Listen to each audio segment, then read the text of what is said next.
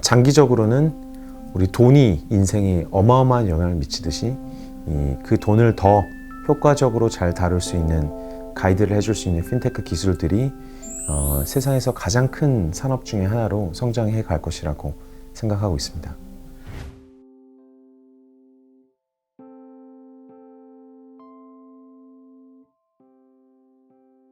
네, 안녕하세요. 저는 주식회사 두물머리의 천영록 대표이고요.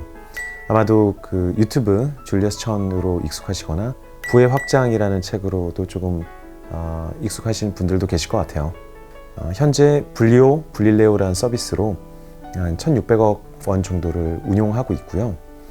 또 유튜브나 블로그 등으로 열심히 고객들과 또 일반 구독자분들과 소통을 하고 있습니다. 그 금융 IQ 혹은 경제 IQ라는 표현을 많이 쓰잖아요. 그게 사실 굉장히 어려운 개념은 아닌 것 같아요.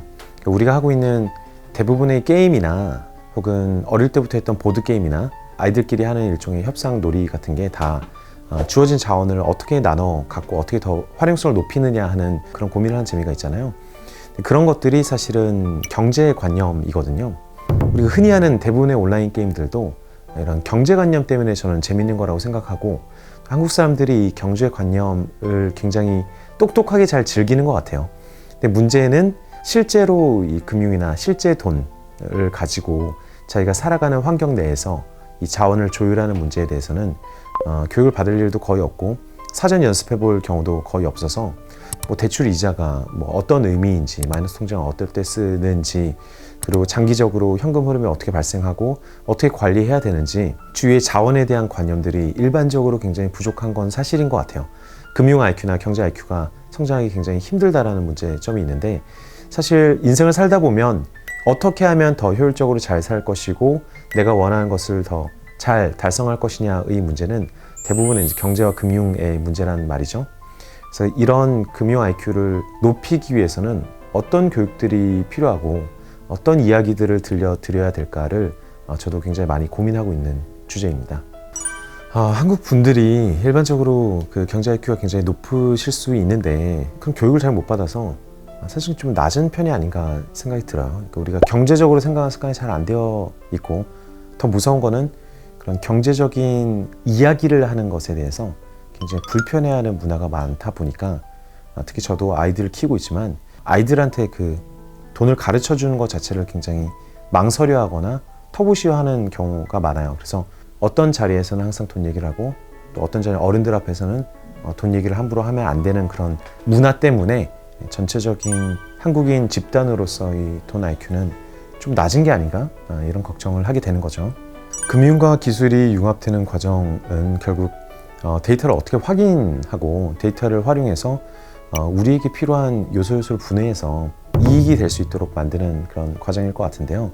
너무 어렵게 얘기하지 않고 좀 쉽게 말씀을 드리자면, 사실 이 투자 관점에서 가장 중요한 문제는 개개인의 수익률 관리가 안 된다라는 거거든요.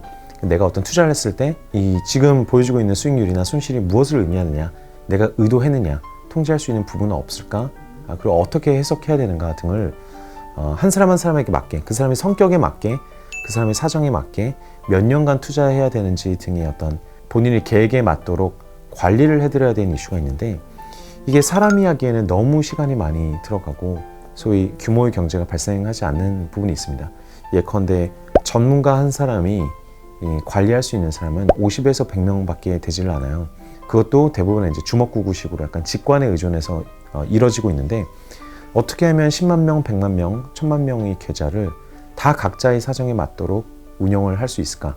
이런 문제들은 기술을 활용해서, 데이터를 활용해서 풀어야 되는 문제이고, 일부는 체계화를 시키는 약간 학문적인 요소도 있을 것이고, 새로 발생하는 데이터들을 활용해서 하는 방식도 있을 것이고, 그래서 장기적으로는 우리 돈이 인생에 어마어마한 영향을 미치듯이 그 돈을 더 효과적으로 잘 다룰 수 있는 가이드를 해줄 수 있는 핀테크 기술들이 세상에서 가장 큰 산업 중에 하나로 성장해 갈 것이라고 생각하고 있습니다.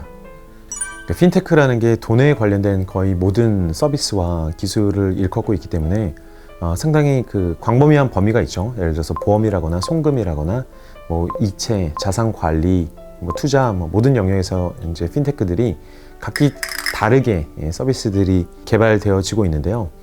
예컨대 불과 몇 년 전만 하더라도 해외에 있는 자녀에게 돈을 환전해서 송금하려고 하면은 뭐 며칠씩 걸린다거나 굉장히 많은 수수료를 뗀다거나 그런 상황들이 많았고, 또 보험을 가입하는 것도 굉장히 복잡한 절차가 필요했다거나 내가 어떤 보험을 가입하고 있는지를 파악하기 힘들었다거나 나한테 딱 맞는 보험을 얻을 수 없었다거나, 자산 관리도 마찬가지입니다.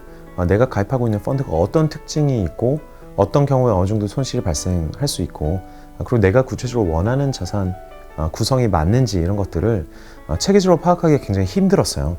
몇백 년 전에 커피숍에 모여서 서로 서류를 쓰고 약간 계약서를 작성하던 수준에서 먼 길을 오지 못했었거든요. 그런 것들이 하나하나가 다 온라인화되고 이제 체계화가 되면서 상당히 많은 부분들이 편리해지고 있는 거죠. 예컨대 지금 송금은 거의 누구나 한 2, 3초 안에 송금을 할 수 있는 환경까지 왔지 않습니까? 그리고 뭐 주식을 사는 것도 마찬가지인 것 같아요. 뭐 2, 3초면은 본인이 원하는 주식을 당장 살 수 있는 환경에 왔는데, 여기서 더 나아가서 어떻게 하면 더 편리하게, 더 똑똑하게 이것들을 자동화할 수 있는지, 이런 것들이 다양한 핀테크 회사들의 목표인 셈이죠. 지금까지 크게 4가지 초대형 플랫폼이 있었다는 얘기도 하는데요.